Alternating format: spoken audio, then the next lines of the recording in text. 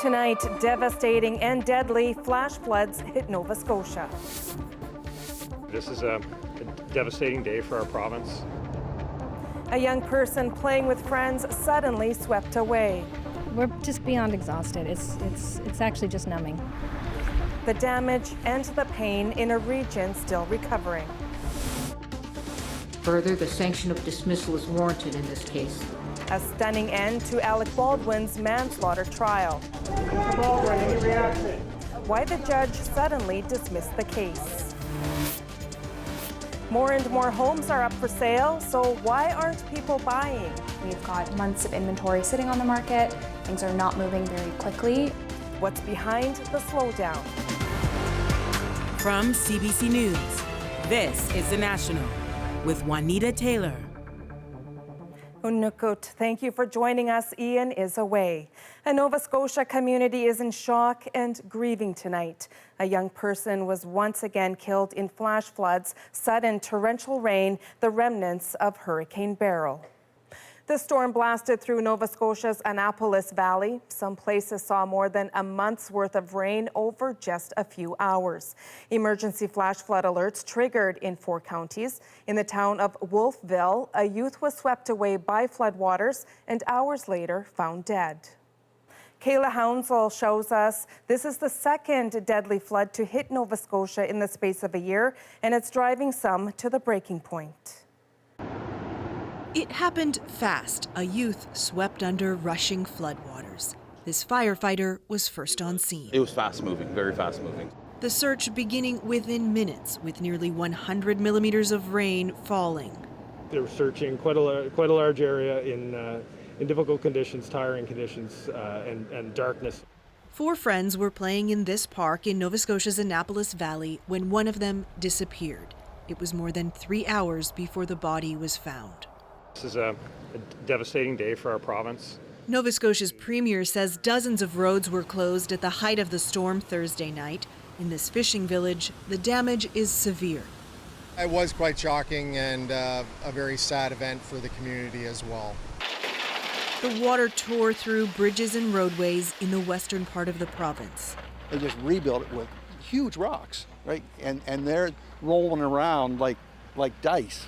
As people assess the damage and begin the cleanup, they're also dealing with mental stress.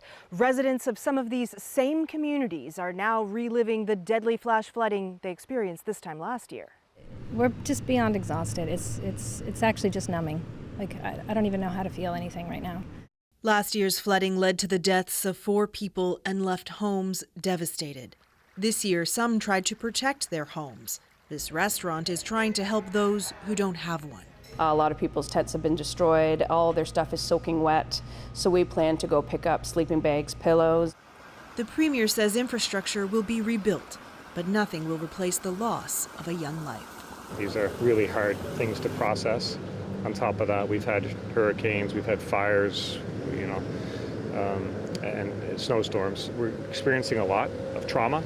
And a lot of emotion with the anniversary of last year's deadly flash flood just over a week away.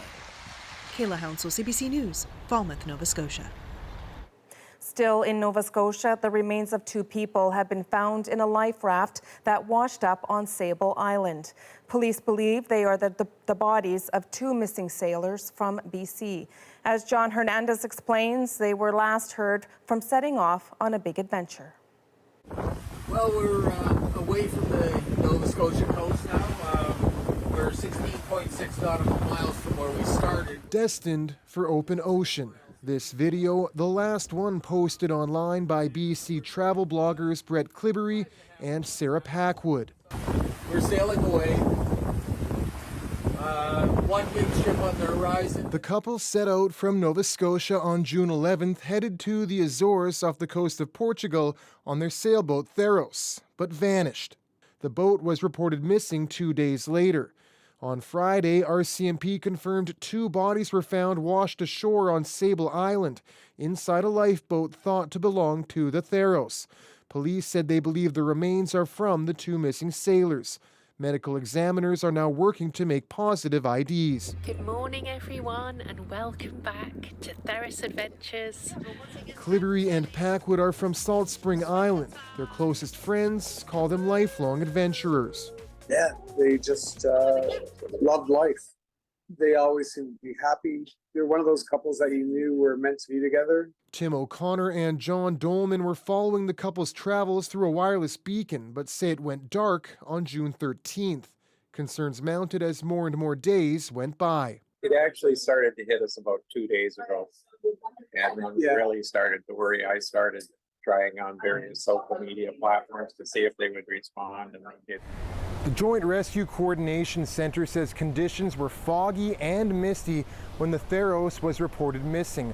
Police say the investigation is ongoing with the help of Parks Canada and the Coast Guard to figure out exactly what went wrong. John Hernandez, CBC News, Vancouver. A fast-moving wildfire has led to an evacuation of the entire town of Labrador City. We're on our way to Goose Bay, I guess, for a night anyway. Her parents are over there. About 9,000 people are ordered out, sent east to Happy Valley Goose Bay.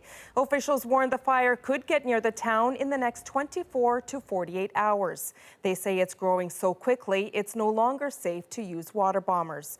In the town of Wabush, east of Labrador City, people are on alert. They may be ordered out next. Alec Baldwin's manslaughter trial has ended in shock and tears of relief. Baldwin's role in the shooting death of cinematographer Halyna Hutchins has hung over him for nearly 3 years. But suddenly, its case dismissed. Katie Nicholson explains why. A dramatic moment worthy of a Hollywood movie. The sanction of dismissal is warranted in this case. And with those words, Alec Baldwin's involuntary manslaughter charge thrown out by a New Mexico judge. The actor's shoulders heaved as he sobbed in apparent relief. Seated a few feet away, his wife gripped the hands of supporters. The couple took no questions as they left the court. A stunning end to a manslaughter trial that was only 3 days in. It all started in 2021 on the set of Rust, a Western movie. Alec Baldwin was the actor on set that pulled the trigger. A live round was fired from a gun held by Baldwin. That projectile killed cinematographer Halyna Hutchins. A raft of investigations and lawsuits followed. The movie's armorer, Hannah Gutierrez-Reed, sentenced to 18 months in April for involuntary manslaughter and was expected to testify in Baldwin's trial. But the actor's lawyers alleged the sheriff's office buried evidence.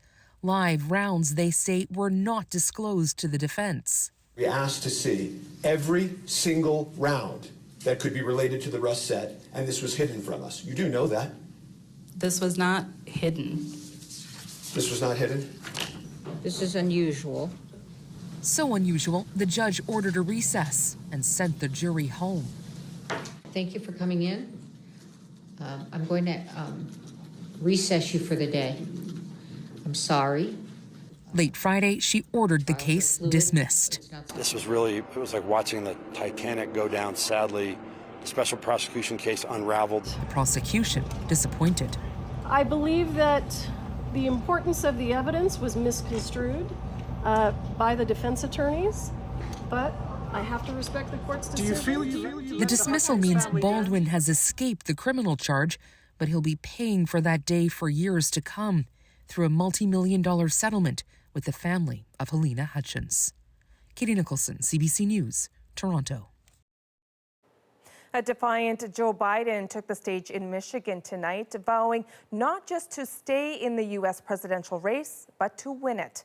And as Paul Hunter explains, after 2 weeks of public worrying by Democrats, Biden is trying to change the script.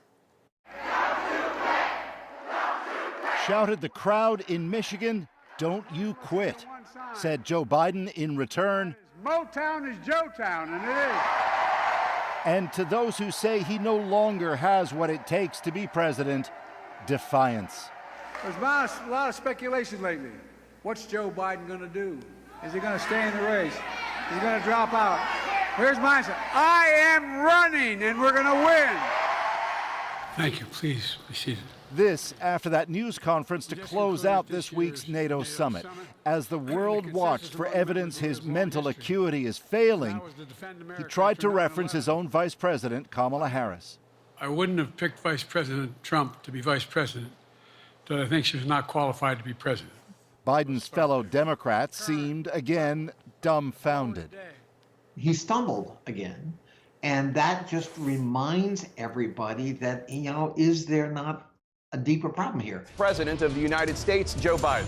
All of it in the fallout from his stumbling performance in that debate with Donald Trump last month and the various verbal stumbles he's made since.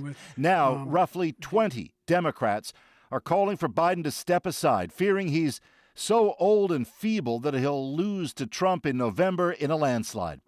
Are we going to stop Donald Trump? Back at that rally, the crowd seemed very much all in with Biden. Biden backers now point to the rest of that news conference with his nuanced, detailed, thoughtful answers on policy questions. Then putting it out there, could Trump have done that? We all know the answer is no. We would have gotten a weird, bizarre diatribe full of vengeance, comments about women's appearance, strange remarks about inviting Hannibal Lecter over to dinner or whether he'd rather be eaten by sharks or electrocuted. I'm not making this up. These are things he has said in recent campaign rallies. And Paul, while some Democrats go after Biden's candidacy, tonight Biden himself is going after Trump. Yeah, Joe Biden took on Trump directly at that rally. Biden said it's time to put him in the spotlight, calling Trump a convicted criminal, a sexual abuser, a fraudster who squandered millions and went bankrupt multiple times, and that he is a threat to America. I know right from wrong, said Biden, adding Americans want a president, not a dictator. None of this is new, but it is precisely the kind of thing a lot of Democrats have been urging Biden to emphasize, especially in light of next week's Republican nominating convention. And tonight, he did. All right, Paul Hunter in Washington, thank you so much. Conservative leader Pierre Poilievre vowed that if elected prime minister, his government would close some supervised consumption sites. I'm against the drug dens next to children's playgrounds, schools, other places where people who are vulnerable in the community live. Poilievre also accused bureaucrats who support the sites of, quote, perpetuating their own industries by extending the misery of drug abuse. He did not cite evidence. Poilievre made the announcement near a Montreal consumption site that has been opposed by community members. An Edmonton community is demanding answers tonight after video surfaced showing the moment police shot and killed a man last month. He appears to have his hands raised before the officer fires. It is disturbing to watch, but we will not be showing the shooting itself. Julia Wong walks us through it. In this quiet suburban neighborhood, a growing memorial for Matthews Arcangelo, shot and killed by Edmonton police. I'm not sure what triggered that police officer to pull his gun. In late June, Arcangelo's vehicle rolled over on an Edmonton highway. Police say he fled and they began a search. Security video shows the 28-year-old walking through a nearby neighborhood when a police vehicle approaches. Arcangelo puts his arms up, and it appears there's something in his hands. There's no audio on the video. We see Arcangelo move forward.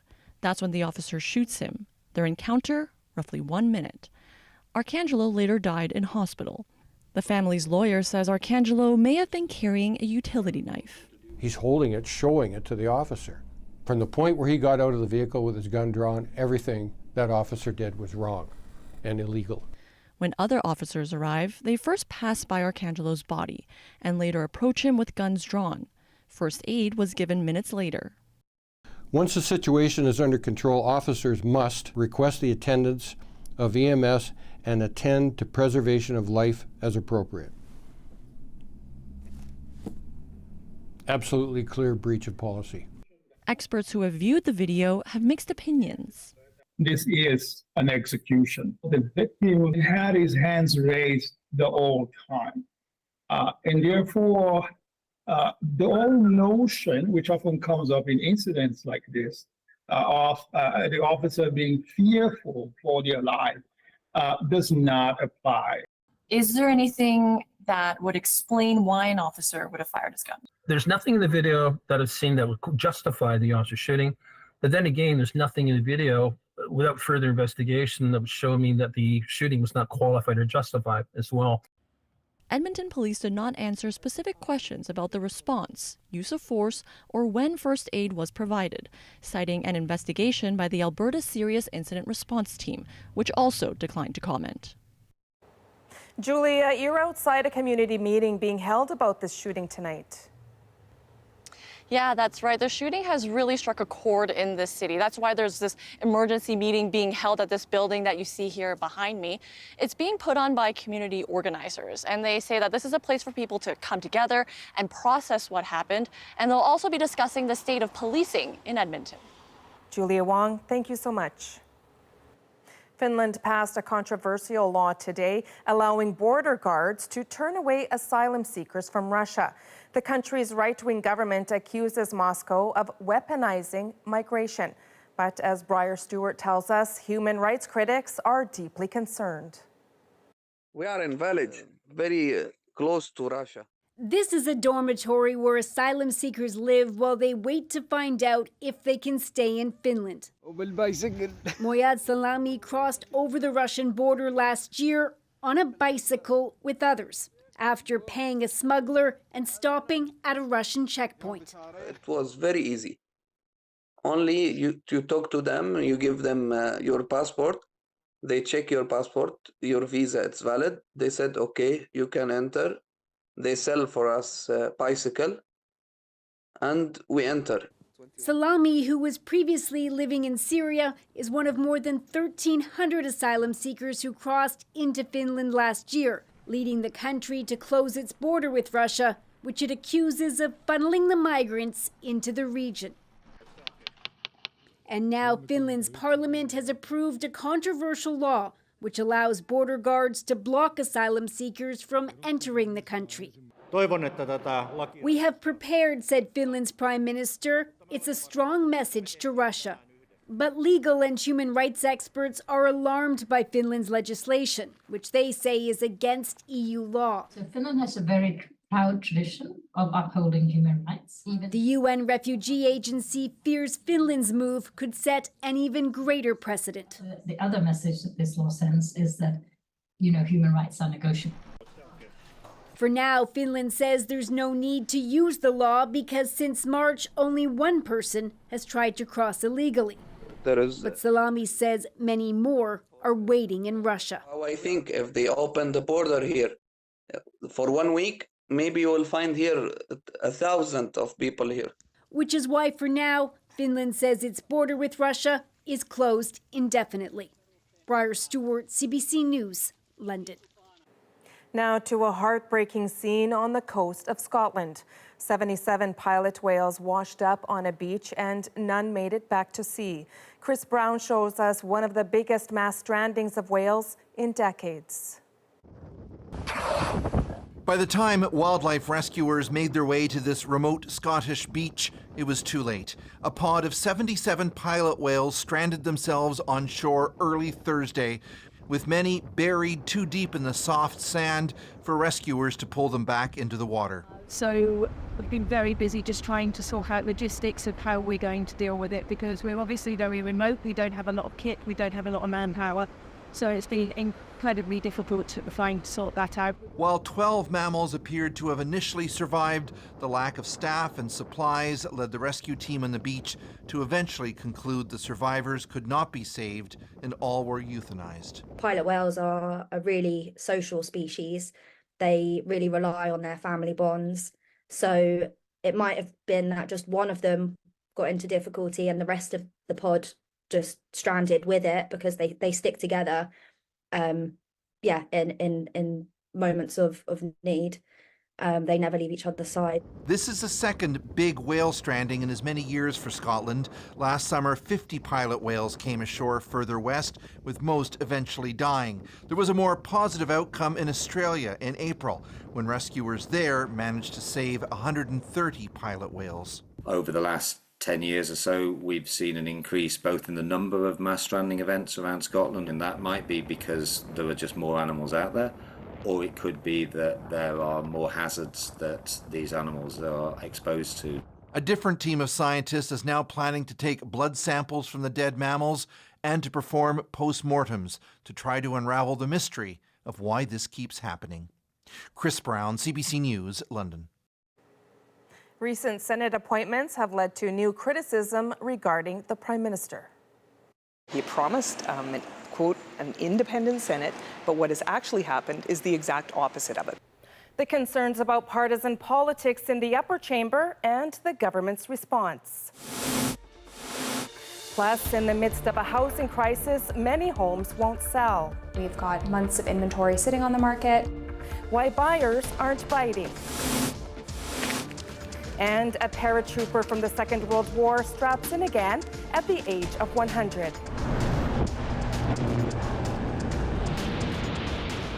We're back in 2.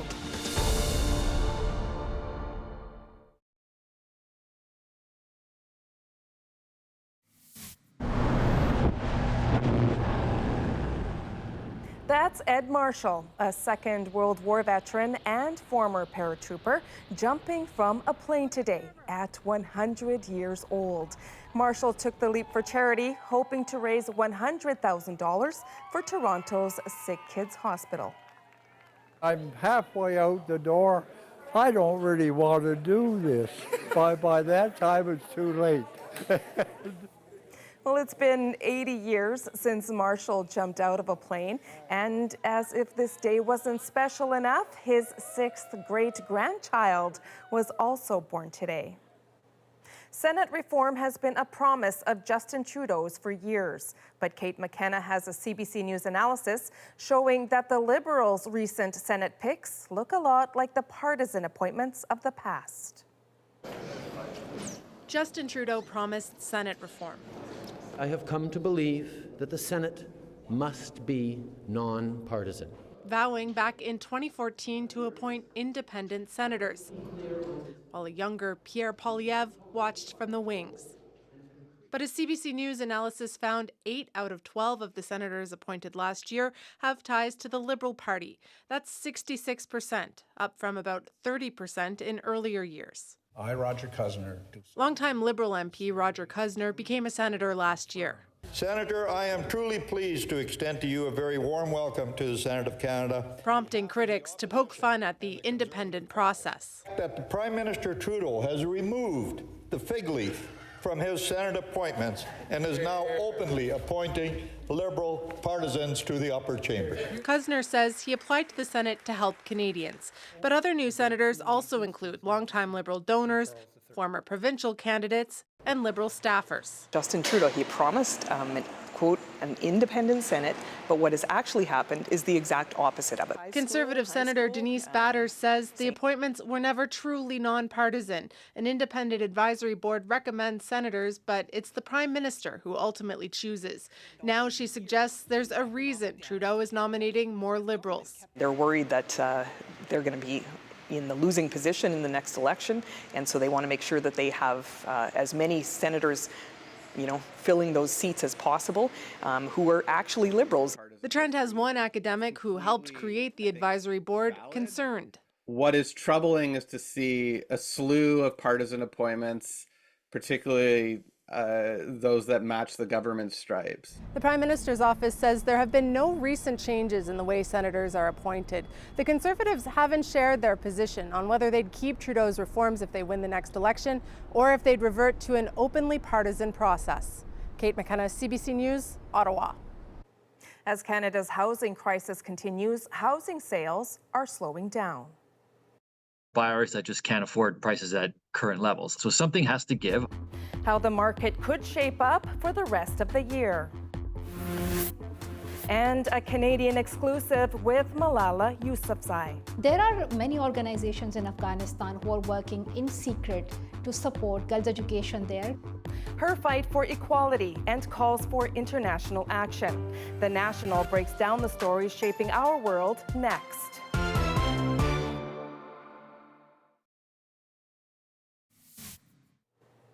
This newly released image from space shows two galaxies interacting. NASA calls them the penguin and the egg. The release of the image marks 2 years since the James Webb Space Telescope began taking pictures. Its infrared technology shows us things we wouldn't see otherwise.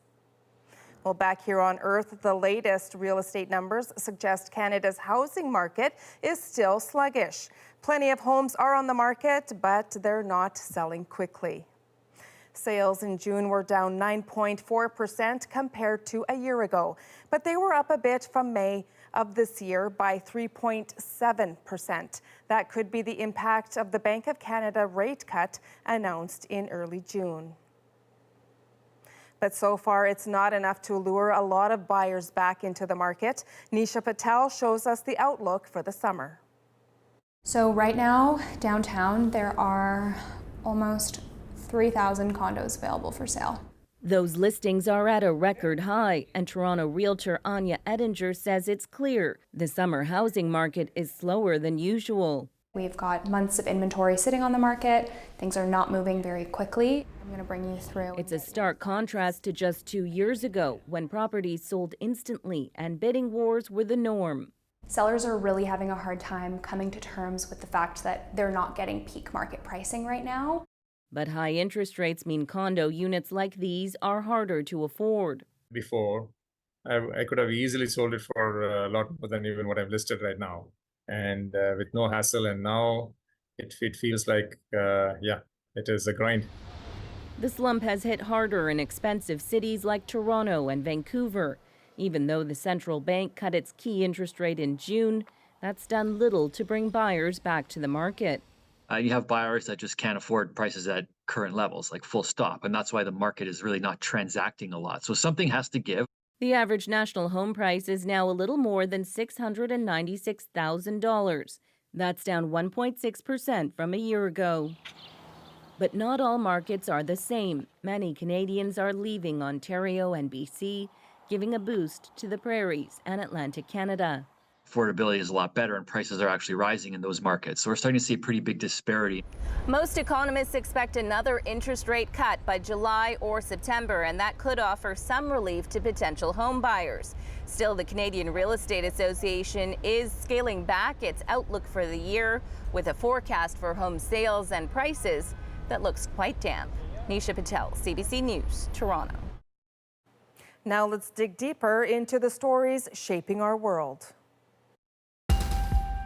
In a Canadian exclusive, advocate and Nobel Prize winner Malala Yousafzai shares her fight for the right of girls everywhere to learn.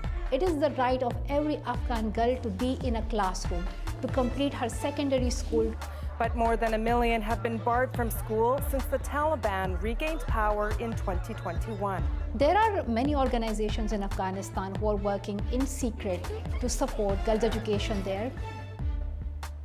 I spoke with Malala Yousafzai earlier about the risks for girls to reclaim their freedom and the barriers they face. Yes, it has been more than 1,000 days that the Taliban have banned girls from attending school, but they have also banned women and girls from all other opportunities in life as well. That includes work, politics, life outside their home, even going to a doctor or a salon.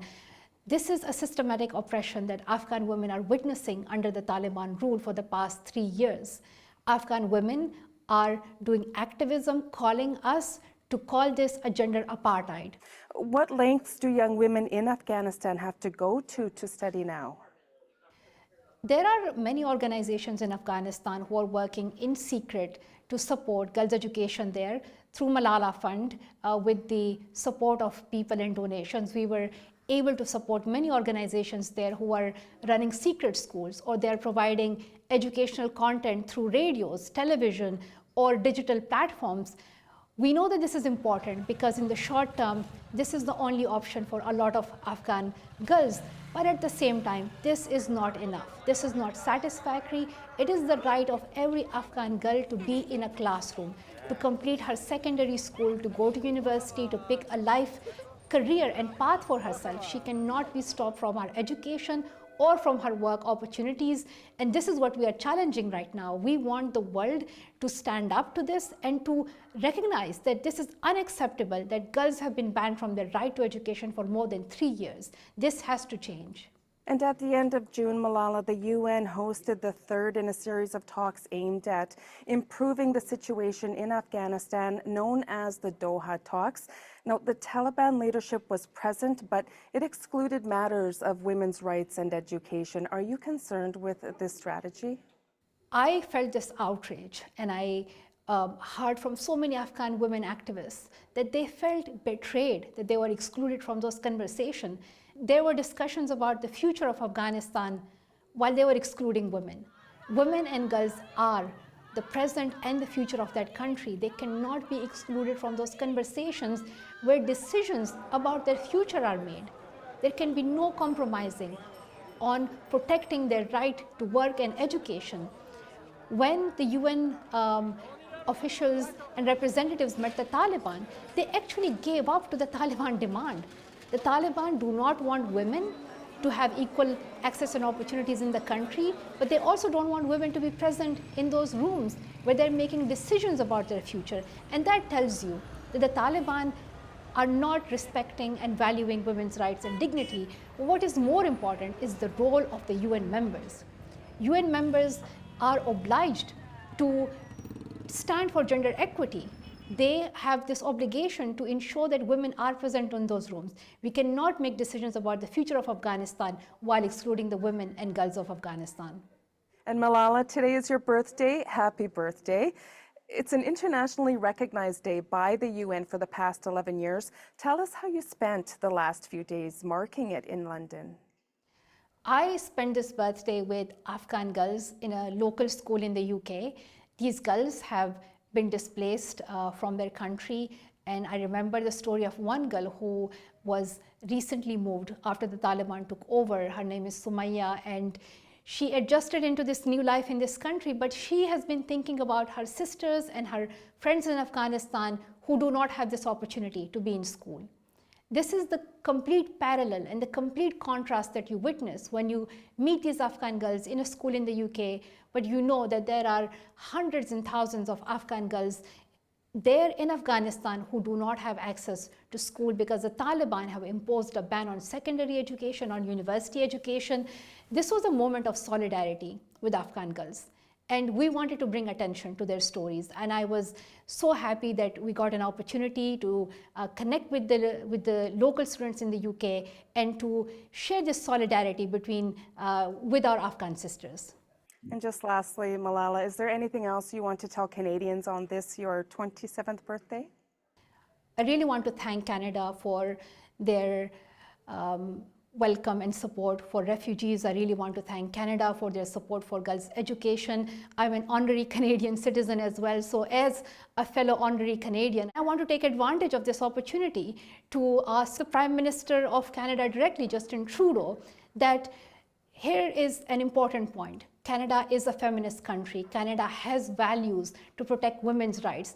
I asked Canada to stand with Afghan women, and I asked Justin Trudeau to stand with Afghan women to ensure that Afghan women are present in the rooms where decisions about their future are made, and that we codify gender apartheid and call it a crime against humanity. Malala, thank you so much for spending part of your birthday with us today, and thank you so much for joining us to talk about this. It's a very important subject. Thank you so much. The UN says while women's rights were not on the official agenda in their third round of discussions with Taliban delegates in Doha, the issue was raised throughout. Canadian comic Brent Butt opens up about what it took to succeed in the industry. I wouldn't change anything either. Like, you have to go through that muck. His early struggles and how they shaped his future.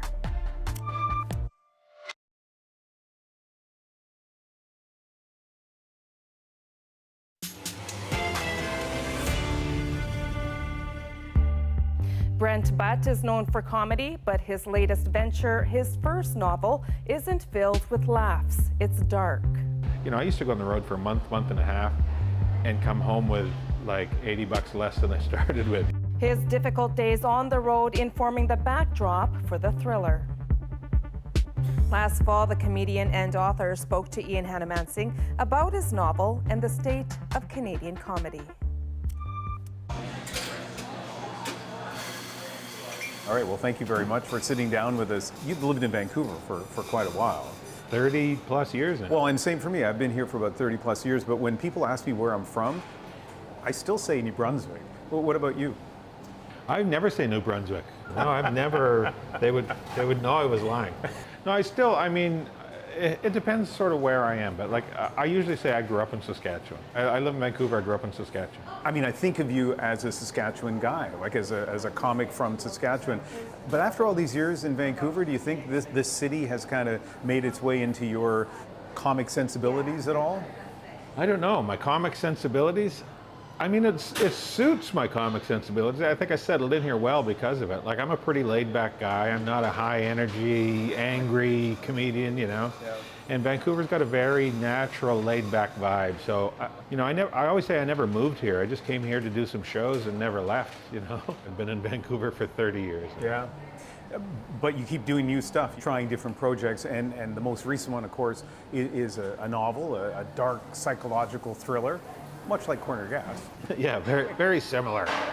Yeah, it was a big departure. It surprised a lot of people. Like, I actually had a publisher phone me up and say, hey, we're interested in you writing a book. You have any interest in writing a book? I said, well, I'm actually just finishing up writing a book.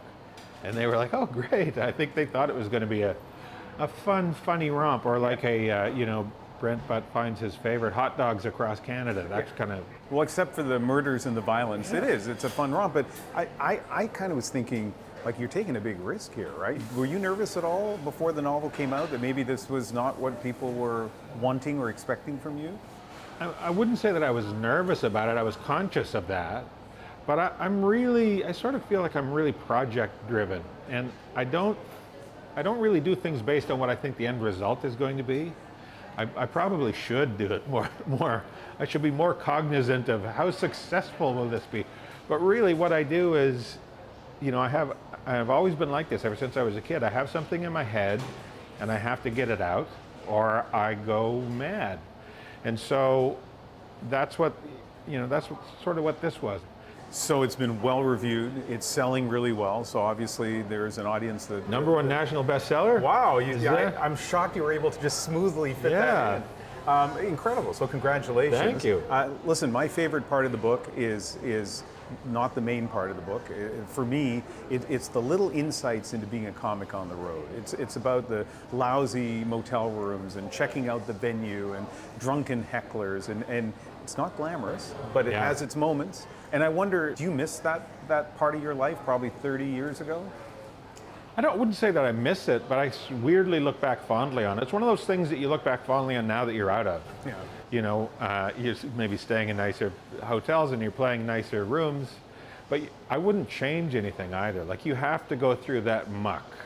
You have to dodge the odd ashtray in order to get good and to develop a thick skin. It's one of the things I wanted to do with this book, is sort of let people know, A, what it's like being on the road as a struggling comic living hand to mouth.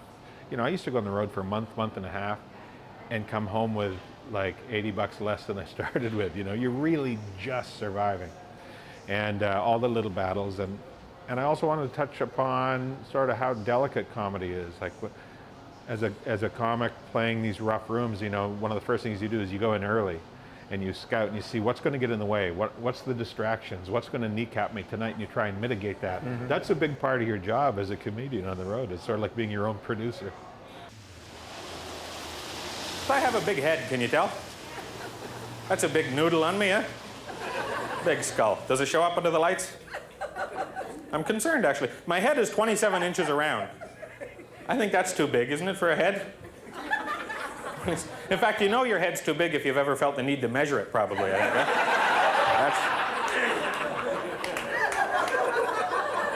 right? Get me the tape, honey. I'm sick of not knowing. Society's a lot different than it was in your early days, you know, 25, 30 years ago. We're so polarized as a society. There is cancel culture. Do you worry about new comics now, or do you envy that they're at the beginning of their road? No, neither of those things. I don't really worry about them. I think the business always has a way of sort of culling itself, gleaning itself. And the people who are in it for the right reasons tend to thrive or at least survive. And the people who are in for the wrong reasons tend to sort of knuckle under and fall by the wayside. Yeah. And that's one of the things I think where we're at in comedy, what I see in this country especially, we have a real surge of funny, young, real original thinkers. I love watching young comics now, and there's so many people that are in it for the right reasons, because the notion of you getting rich doing Canadian stand-up comedy is pretty slim. So people they're getting into it for the right reasons, for the craft, for the art of it, and it really shows. Like when I watch young comedians now, I'm blown away how original they are. So actors in the United States just went on strike, and the strike was settled, but artificial intelligence is one of the issues. Our producer Greg went to ChatGPT and asked them to write a joke in the style of Brent Butt. So why don't you read what came out of there? ChatGPT knows my style? Well, you tell me. Here's the joke they came up with. If I don't know my style, how does ChatGPT? Well, I like it's a riddle. You got me nailed, ChatGPT. That's been my bread and butter for years. King of the riddle, that's what they call me. Why did the computer go into therapy? Because it had too many unresolved issues with its motherboard. See, now I think if you had said, write a joke in the style of anybody, ChatGPT would have just reached into his little riddle sack and pulled this out, don't you think? I think our fears of AI should be quelled by this. Well, that's exactly what I was going to ask you. How concerned are you about AI and the future of comedy? I'm woefully ignorant, first of all, to technology in general, never mind cutting edge, futuristic technology. Not quite sure how the phone works, but... do you even have a cell phone? You have one, right? I do, yeah. That was like a little slight on your part there with that. Do you even have a cell phone, you hillbilly? Yeah, I'm not overly worried about AI, but I do think it's something, it sounds like. Here's what gets me worried. People who really know and understand this are worried. Yeah. That's what gets me. So for me, I'm sort of like on the airplane, and you feel a bump, and I look right away to the flight attendant. Are they concerned? If they're not concerned, I'm okay. But we're on this airplane right now, and it's getting a little bumpy, and you're looking over, and the captain and the flight attendant are huddling. They're looking for the parachutes. Yeah. So to that degree, that's what worries me a little bit. People who seem to know about this stuff are like, let's put the brakes on this a little, because there is a tipping point, the singularity, right? Where at a point where the artificial intelligence becomes smart enough to realize that we shouldn't be the ones programming it, and it clicks over and takes over. Sounds like your next novel. Yeah, me writing science fiction, that'd be really... And then he picked up the shiny thing that made the buzzy noise. I'm a real science whiz. It's been a remarkable career, stand-up, writer. Am I done?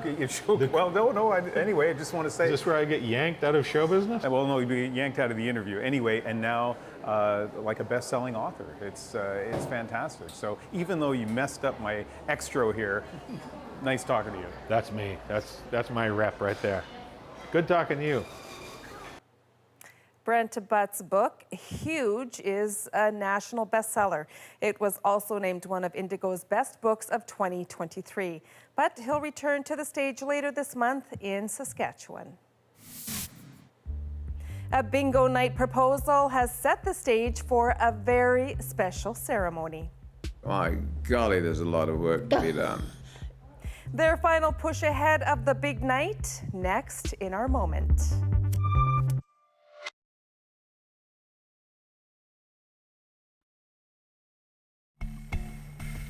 Meet Colin Oates and his fiancée, Suzanne Scott, a couple that's about to get married at a combined age of 179 years old.